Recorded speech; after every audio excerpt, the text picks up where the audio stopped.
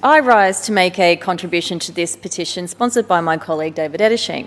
Firstly, I would like to thank the almost 5,000 Victorians who signed this petition and acknowledge the extraordinary effort of the Little River Action Group. As a direct result of your advocacy, Pacific National have decided not to proceed with the Little River Logistics Precinct project.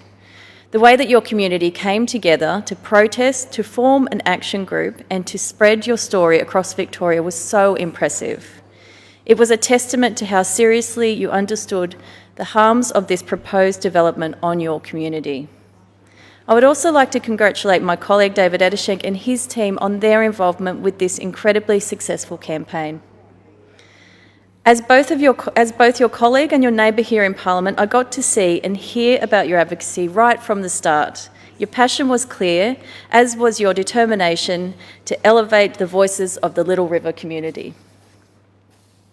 Thanks to your work and that of the local community, we have prevented 75 football fields of destruction. We have stopped traffic, noise and light pollution, and we have stopped the threat to critically endangered wildlife and rare grasslands. But it is regrettable that we are even here and getting to that point. As the president of the Little River Action Group aptly pointed out, it made no sense that a residential development is banned on this green wedge, but they were proposing an industrial freight monolith in this fragile and threatened ecosystem.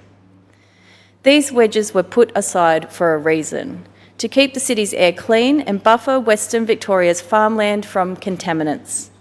These wedges are for the health and well-being of all Victorians. With this in mind, the announcement that the Little River Logistics Precinct project will not proceed is a welcome one. But as my colleague David Ettershank noted, we have won the battle but not the war.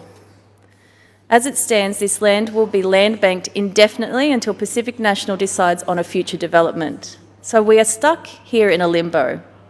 There is a real risk that the same plans for development emerge over time. Or perhaps there will be plans for an entirely new industrial development. Again, we do not believe this will be appropriate for Little River. As my colleague has highlighted, this green wedge is a sensitive environmental site, and any development would threaten critically endangered native animals and could destroy rare grasslands. There is unanimous support by the federal and state governments to preserve these grasslands. But support is one thing and action is another. This environment must be protected through land acquisition, something this government says it's doing, but which is a process that is incredibly slow. There is a need for a network of conservation reserves, areas and management programs. We call on this government to act on this need before we lose any more of our irreplaceable native environment. This is the only way we can prevent a Little River 2.0.